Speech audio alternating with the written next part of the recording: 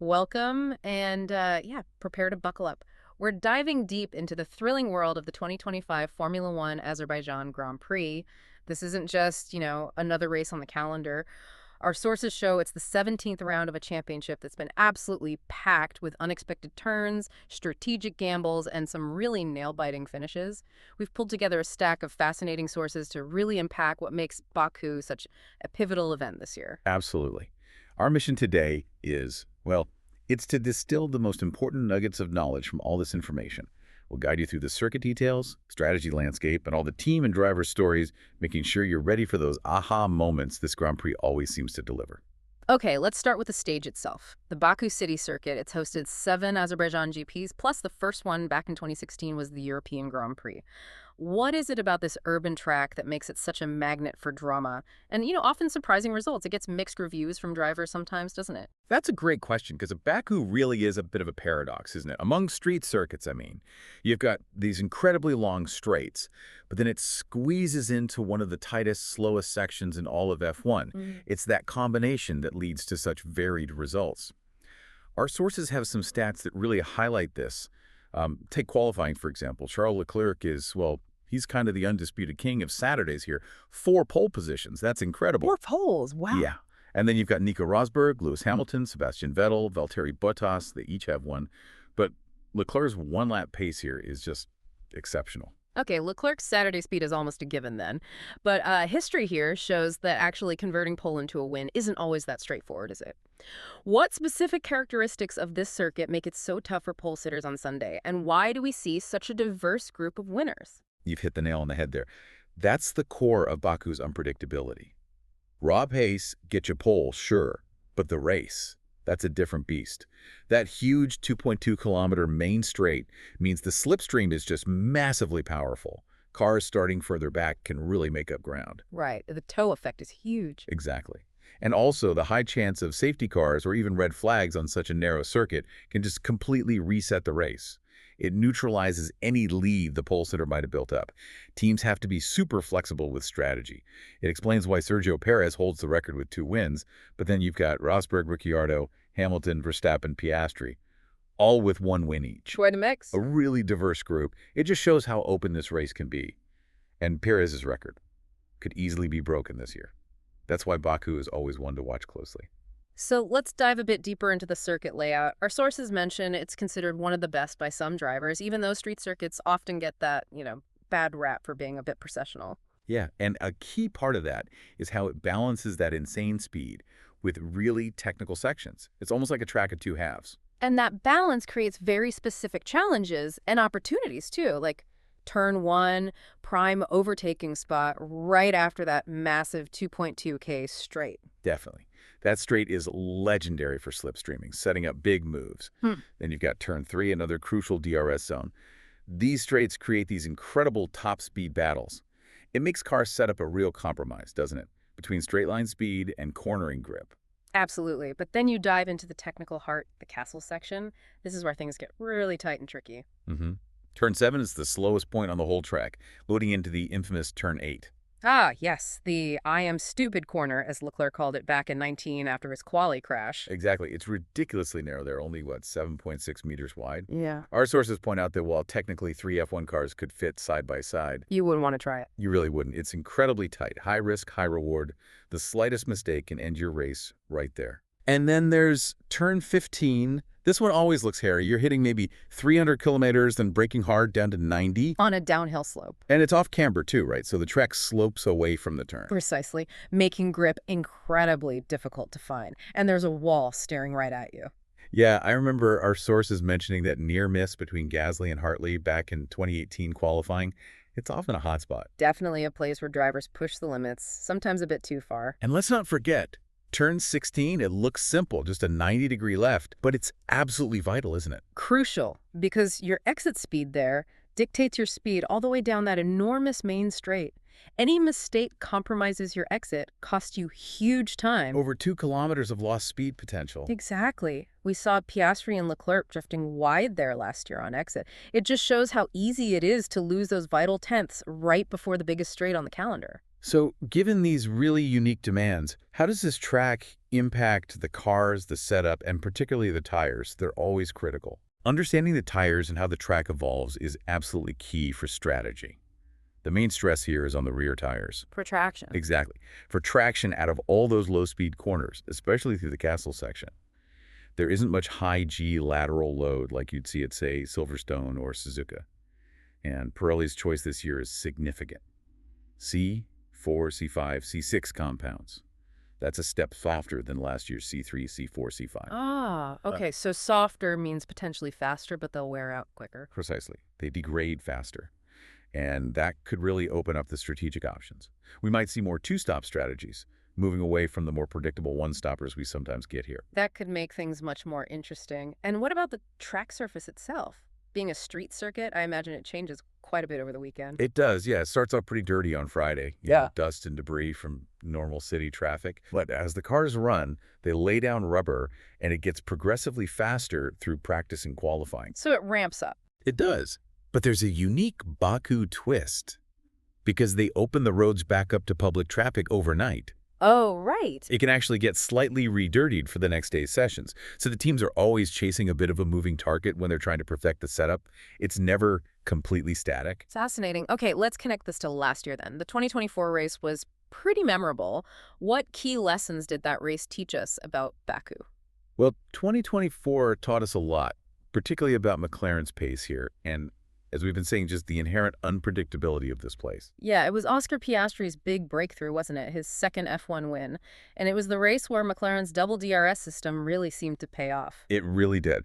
For those maybe not familiar, it's a clever aero solution that effectively lets them reduce drag twice on certain straights, giving a significant speed advantage.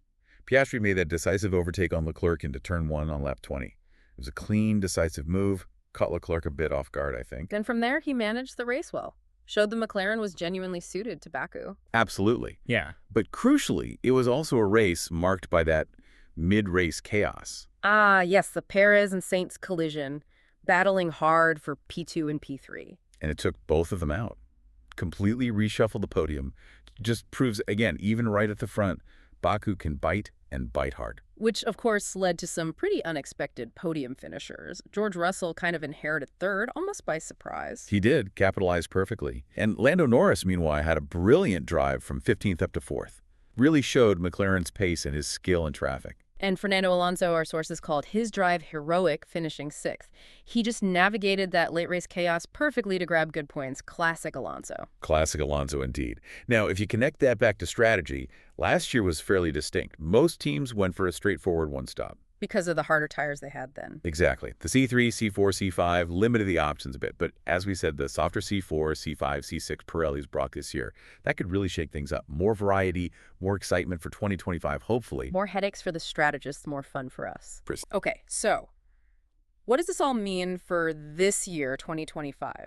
Let's fast forward. With all this context, what are our sources predicting for the upcoming race? Right, our computer models, they've crunched the numbers, factoring in Baku's unique stuff, high top speed, slow corners, moderate tire wear, and they're giving some interesting pace predictions.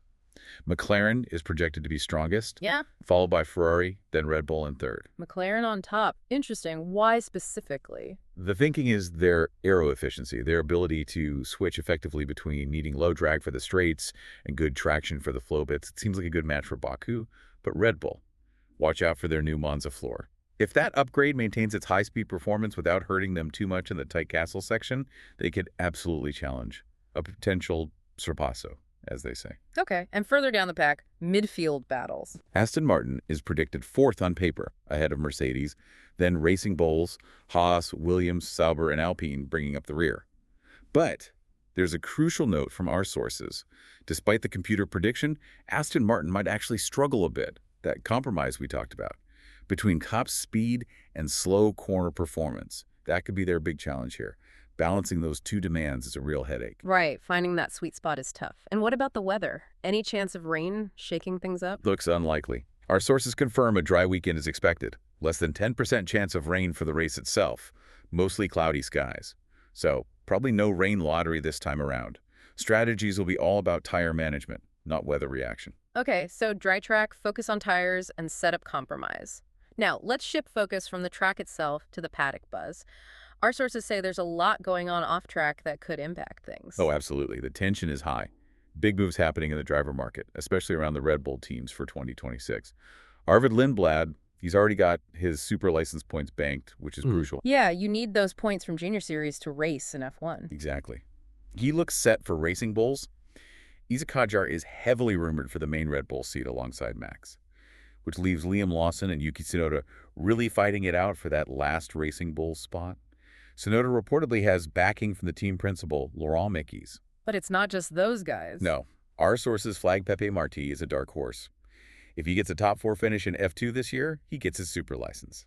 And he could seriously challenge the established Red Bull Academy drivers. It raises that question. Will Red Bull stick with their planned picks or go with pure F2 merit if Martí delivers? Always interesting with them. Definitely one to watch. Now, speaking of drivers, good news for Carlos Sainz over at Williams. Yes, a positive turn. Those 2 penalty points he got at the Dutch GP, they've been revoked. Why the change? New evidence came to light. Specifically, Williams' rear camera footage, which wasn't available to the stewards at the time. It clearly showed Liam Lawson lost control first, causing the collision. So, Sainz is now clear of those points, which is a big relief for him and the team. Keeps him further away from a potential race ban. And our sources mention he's really embedding himself at Williams. Deeply committed, it seems. Focusing on a 6-month plan to improve things, identifying key issues like getting the simulator to accurately reflect the real car that's simulator correlation. He's apparently very active in changing processes, communication. Really sounds like he's in it for the long haul there. Good for them. Next up, Aston Martin. They figured out Alonso's problem at Monza. They did. Mystery solved. It wasn't driver error. His suspension failure was caused by a stone hitting the suspension arm. Just bad luck. Okay, that's a relief for Fernando. And he goes well at Baku, usually, doesn't he? He does. Strong record here. Always scored points except for one mechanical retirement way back in 2016. So yeah, watch out for Alonso. He tends to thrive on these tricky circuits. Okay, what about Alpine? Any movement there? Franco Colapinto is showing good form in the junior ranks, catching the eye. And importantly, Flavio Briatore has confirmed Renault's commitment to F1 continues under the new CEO, Francois Provost. Clear focus on the 2026 car. Stability at the top is always key. And talking of 2026, Sauber becoming Audi. That's gathering pace. Serious moves being made. Audi's poached 2 key engineers from Ferrari, Wolf Zimmermann and Lars Schmidt. That's a big statement for their engine project. Meanwhile, on track for Sauber now, Gabriel Bortoleto is having a great run. Impressive point-scoring streak, contributing to their improved form lately. Sauber scored in 7 of the last 8 races now. That's a good turnaround. Now, this brings up an interesting point about super license points and Oliver Bierman. He's close to a suspension. He is, just 2 points away from a potential race ban. But what's really striking, according to our sources, is how he got those points. 6 out of his 10 points are for red flag infringement. Not for causing collisions. No, not collisions. Things like procedural errors during red flags, apparently in Monaco and Britain specifically. It raises questions, not about him being a dirty driver, but maybe about interpreting rules under pressure, or even the consistency and severity of how those specific rules are enforced. They're usually meant to penalize dangerous driving. Interesting point. Now, Mercedes. Challenges there. George Russell is still pushing for fixed stewards, isn't he? He is. Continues to advocate for more consistency in decision-making. And neither he nor Andrea Kimi Antonelli have contracts confirmed for next year yet. Russell's 4th in the points, Antonelli 8th. Toto Wolff has even publicly expressed some disappointment with Antonelli's recent form. That definitely adds pressure with the silly season still bubbling away. Okay, now for a potential bombshell. Ferrari's 2026 plans. Our sources talk about a risky gamble. A very risky gamble, potentially. Fred Vasseur, the team principal, is realistic. He sees McLaren as their closer rival right now, thinks Singapore and Abu Dhabi are maybe their best shots for wins this year, not necessarily Baku. But for 2026, under the new engine rules, Ferrari is planning an extreme engine design, using new materials to handle much higher temperatures. Why would they do that? The idea is if the engine can run hotter, you can use smaller radiators. That saves weight and crucially improves aerodynamics because the side pods can be smaller. Ah, okay. Big potential upside, but the risk. Reliability. Pushing materials and temperatures that hard with a brand new design is a huge risk. Things could break. But John Elkann, the Ferrari chairman, has set the target: win the 2026 title. So it feels a bit like do or die for them with this aggressive approach. High stakes indeed. And finally, McLaren, they could actually wrap up the Constructors' Championship this weekend. Match point for McLaren in Baku. The math is simple. If they finish 1-2 or 1-3, the Constructors' title is theirs. Wow, and that would be their 10th title. The 10th title, yeah. Making them the second most successful team ever in terms of Constructors' Championships, moving ahead of Williams. Ferrari still leads with 16, but 10 is a massive achievement. And after the team orders controversy in Italy, are they likely to play it safe here? Our sources certainly suggest they might. Prioritize securing that championship title over letting their drivers fight tooth and nail for the individual race win. We might see a very controlled, strategic performance from them to just get the points they need. Okay, what a deep dive. So much going on. The 2025 Azerbaijan Grand Prix is definitely shaking up to be much more than just another race. You've got the unique track, the driver market chaos, these big engineering gambles. It's all primed for excitement. It really is. This dive should give everyone a solid grasp of all the different layers involved here. As you watch the race unfold this weekend, maybe consider this. Is McLaren securing this Constructors' title potentially the start of a new era of dominance for them, reshaping the top of F1? Or could Ferrari's high-risk, high-reward engine gamble for 2026 actually pay off and completely change the competitive landscape in a couple of years? Something to definitely mull over as those lights go out in Baku.